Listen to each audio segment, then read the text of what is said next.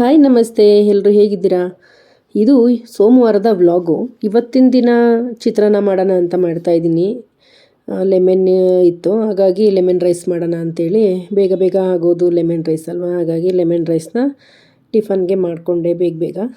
ಶನಿವಾರ ಶ್ರಾವಣ ಮಾಡಿದ್ವಿ, ಹಾಗಾಗಿ ಅದರಲ್ಲಿ ನಾವು ನಾನ್ ವೆಜ್ ಮಾಡಿ ಪೂಜೆ ಮಾಡಿದ್ವಿ ದೇವ್ರಿಗೆ. ಅದೇ ನಾನ್ ವೆಜ್ ಎಲ್ಲ ತಿಂದು ಭಾನುವಾರದವರೆಗೆ ತುಂಬಾ ಒಂಥರ ಏನಾದರೂ ಲೈಟ್ ಫುಡ್ ತಿನ್ನಬೇಕು ಅಂತ ಅನ್ನಿಸ್ತಾ ಇತ್ತು.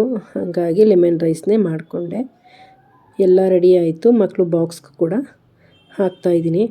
ಇವತ್ತು ವಾಕ್ ಹೋಗಬೇಕು. ಆಲ್ರೆಡಿ ನಾನು 3-4 ಡೇಸ್ ಆಗಿತ್ತು ವಾಕ್ ಹೋಗ್ತಾ ಇರಲಿಲ್ಲ. ಸ್ವಲ್ಪ ಶ್ರಾವಣದ ಕೆಲಸ ಎಲ್ಲ ಇತ್ತು ಅಂತ ಎಲ್ಲ ಮುಗಿಸ್ಕೊಂಡು ಇವತ್ತು ವಾಕ್ ಹೋಗೋಣ ಅಂತ ಬೇಗ ಟಿಫನ್ ಎಲ್ಲ ಮಾಡಿ ಮಕ್ಕಳು ಬಾಕ್ಸ್ ರೆಡಿ ಮಾಡಿದೆ. ಹಾಗೆ ಸ್ವಲ್ಪ ಆ್ಯಪಲ್ ಇತ್ತು, ಅದನ್ನು ಕೂಡ ಮಕ್ಕಳಿಗೆ ಸ್ನ್ಯಾಕ್ಸ್ ಬಾಕ್ಸ್ಗೆ ಹಾಕ್ಕೊಟ್ಟೆ.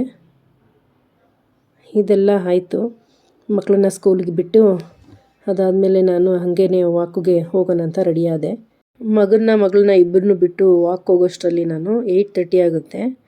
8:30ಇಂದ ನಾನು ಒಂದು 9-9:30ವರೆಗೂ ವಾಕ್ ಮಾಡಿ ಬರ್ತೀನಿ. 1 ಅವರ್ ಬೇಕು ವಾಕ್ ಮುಗಿಸಿ, ಮತ್ತು ಸ್ವಲ್ಪ ಎಕ್ಸಸೈಸ್ ಎಲ್ಲ ಇರ್ತದೆಲ್ಲ ಮುಗಿಸ್ಕೊಂಡು ಹಾಗೆ ಬರಬೇಕಾದ್ರೆ ಆರೆಂಜ್ ತೊಗೊಬಂದೆ. ಏನಾದರೂ ಹಣ್ಣುಗಳೆಲ್ಲ ತುಂಬಾ ರೈಟ್ ಆಗಿಬಿಟ್ಟಿದೆ, ಹಾಗಾಗಿ ಆರೆಂಜ್ ತಿನ್ನಬೇಕು. ತುಂಬ ದಿನ ಆಗಿತ್ತು ತಿಂದು, ಹಾಗಾಗಿ ಆರೆಂಜ್ ತಂದೆ. ಮನೆಗೆ ಬಂದು ಮಧ್ಯಾಹ್ನಕ್ಕೆ ಸಾಂಬಾರು ಏನಾದರೂ ಮಾಡಿಡೋಣ ಅಂಥೇಳಿ ಸ್ವಲ್ಪ ಬೀನ್ಸು ಮತ್ತು ತಡಗುಣಿ ಕಾಳು ಬೇಳೆ ಎಲ್ಲ ಹಾಕಿ ಸಾಂಬಾರು ಮಾಡೋಣ ಅಂತ ಮಾಡ್ತಾಯಿದ್ದೀನಿ.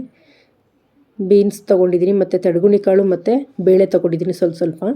ಫಸ್ಟು ಇದೆರಡನ್ನೂ ವಾಶ್ ಮಾಡ್ಕೊತಾ ಇದ್ದೀನಿ, ಬೇಳೆ ಮತ್ತು ತಡಗುಣಿ ಕಾಳನ್ನ. ನಾನು ಬರೀ ಬೀನ್ಸ್ ಒಂದು ತೊಗೊಂಡಿದ್ದೀನಿ ತರಕಾರಿಲಿ. ಇನ್ನೂ ಬೇಕೆಂದರೆ ಆಲೂಗೆಡ್ಡೆ, ಬದನೆಕಾಯಿ ಇದೆಲ್ಲ ಸೇರಿಸ್ಕೋಬೋದು. ನಾನು ಮನೇಲಿ ಇದ್ದಿದ್ದು ಬೀನ್ಸು ಅಂತ ಹೇಳಿ ಅದೊಂದೇ ಇದ್ದಿದ್ದು, ಹಾಗಾಗಿ ಇದೊಂದನ್ನೇ ಹಾಕ್ತೆ. ಏನು ಬೀನ್ಸು ಇಲ್ಲ ಅಂತ ಅಂದರೆ ಬರೀ ಟೊಮೆಟೊ ಈರುಳ್ಳಿ ಹಾಕೂ ಕೂಡ ಮಾಡ್ಕೊಬೋದು, ತುಂಬಾ ಚೆನ್ನಾಗಿರುತ್ತೆ. 5 ಹುಳಿ ಟೊಮೆಟೊ ತೊಗೊಂಡಿದ್ದೀನಿ. ಹುಳಿ ಟೊಮೆಟೊ ಹಾಕಿದ್ರೆ ಟೇಸ್ಟ್ ಚೆನ್ನಾಗಿರುತ್ತೆ. ಹಾಗೇ ನಾನು ಇವತ್ತೇನು ರುಬ್ತಾ ಇಲ್ಲ, ಬಟ್ ಈ ಥರ ಮಾಡಿದ್ರೆ ತುಂಬಾ ಇಷ್ಟ ಆಗುತ್ತೆ ನನಗೂ ಅಷ್ಟೇ. ರುಬ್ಬಿದ್ರೆ ನಂಗೆ ಅಷ್ಟು ಇಷ್ಟ ಆಗೋಲ್ಲ ರುಬ್ಬಿ ಮಾಡಿದ್ರೆ, ಹಾಗಾಗಿ ಈ ಥರ ಸಣ್ಣದಾಗಿ ಎಲ್ಲ ಕಟ್ ಮಾಡಿ ಹಾಕಿದರೆ ಚೆನ್ನಾಗಿ ಆಗುತ್ತೆ ಸಾಂಬಾರು. ಹಾಗಾಗಿ ಒಂದು 4-5 ಟೊಮೆಟೊ ತೊಗೊಂಡಿದ್ದೀನಿ. ಇದಕ್ಕೆ ಸ್ವಲ್ಪ ನೀರು ಹಾಕ್ಕೊಳ್ಳೋಣ. ಇದಕ್ಕೆ ಒಂದು ಸ್ವಲ್ಪ ಉಪ್ಪು ಕೂಡ ಸೇರಿಸ್ತಾ ಇದ್ದೀನಿ, ತರಕಾರಿ ಉಪ್ಪು ಹಿಡಿಬೇಕಲ್ಲ, ಹಾಗಾಗಿ ಒಂದೇ ಒಂದು ಈರುಳ್ಳಿನೂ ಕೂಡ ಸಣ್ಣದಾಗಿ ಕಟ್ ಮಾಡಿ ಹಾಕ್ಕೊತಾ ಇದ್ದೀನಿ.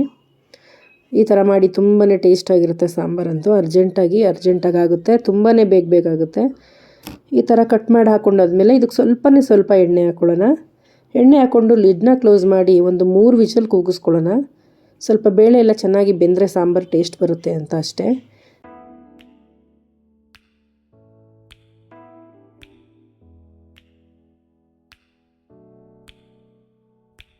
ಇಷ್ಟು ಕೆಲಸ ಮಾಡಿದ್ಮೇಲೆ ಸ್ವಲ್ಪ ನೀರು ಕುಡಿಬೇಕು ಅನ್ನಿಸ್ತಾ ಇತ್ತು, ನೀರು ಕುಡಿದೆ. ಇದಾದಮೇಲೆ ಇದಕ್ಕೆ ಸ್ವಲ್ಪ 3 ವಿಷಲ್ ಕೂಗಿದೆ. ಇದಾದಮೇಲೆ ನಾನು ಒಂದು 2-3 ಸ್ಪೂನ್ ಆಗುವಷ್ಟು ಬೇಳೆ ಸಾಂಬಾರು ಪುಡಿನ ಹಾಕಿ ಸ್ವಲ್ಪ ಈ ಥರ ಮಿಕ್ಸ್ ಮಾಡ್ತಾಯಿದ್ದೀನಿ. ಸಾಂಬಾರು ನಿಮ್ಗೆ ಎಷ್ಟು ಬೇಕೋ ಅಷ್ಟು ನೋಡ್ಕೊಂಡು ಇದಕ್ಕೆ ನೀರನ್ನ ಆ್ಯಡ್ ಮಾಡ್ಕೋಬೋದು. ಇದಕ್ಕೆ ಸ್ವಲ್ಪ ತೆಂಗಿನಕಾಯಿ ತುರಿನೂ ಕೂಡ ಹಾಕ್ಕೊಂಡ್ರೆ ತುಂಬಾ ಟೇಸ್ಟ್ ಚೆನ್ನಾಗಿರುತ್ತೆ ಅಂತ ಅದನ್ನು ಹಾಕ್ಕೊಂಡಿದ್ದೀನಿ. ಸ್ವಲ್ಪ ಎಣ್ಣೆ ಮತ್ತು ಬೆಳ್ಳುಳ್ಳಿ ಮತ್ತು ಕರಿಬೇವಿನ ಸೊಪ್ಪನ್ನ ಒಗ್ಗರಣೆಗೆ ಹಾಕಿ ಲಾಸ್ಟಲ್ಲಿ ಹಾಕ್ತಾಯಿದ್ದೀನಿ. ಸಾಸಿವೆ ನಾನು ಹಾಕಿಲ್ಲ, ನನಗೆ ಸ್ವಲ್ಪ ಸಾಸಿವೆ ಹಾಕಿದರೆ ಇಷ್ಟ ಆಗಲ್ಲ ಈ ಸಾಂಬಾರಿಗೆ, ಹಾಗಾಗಿ ಇಷ್ಟೇ ನೋಡಿ. ಬೇಳೆ ಸಾಂಬಾರು ರೆಡಿಯಾಗೋಯ್ತು. ಇದಾದಮೇಲೆ ಸ್ವಲ್ಪ ಬರಬೇಕಾದ್ರೆ ಹಾಗೆಯೇ ಜೋಳನೂ ಕೂಡ ತಂದಿದ್ದೆ, ಅದನ್ನು ನಾನು ಸ್ವಲ್ಪ ಈ ಥರ ಎಲ್ಲ ಬಿಡಿಸಿ ತೆಗೆದಿಡ್ತಾ ಇದ್ದೀನಿ. ಮತ್ತು ಈವ್ನಿಂಗ್ ಏನಾದರೂ ಮಕ್ಳಿಗೆ ಸ್ನ್ಯಾಕ್ಸ್ ಥರ ಮಾಡಿಕೊಡೋಣ ಅಂತ. ಇದಾಗಿತ್ತು ಇವತ್ತಿನ ಬ್ಲಾಗು. ನೆಕ್ಸ್ಟ್ ಬ್ಲಾಗಲ್ಲಿ ಸಿಗೋಣ. Thank you for watching.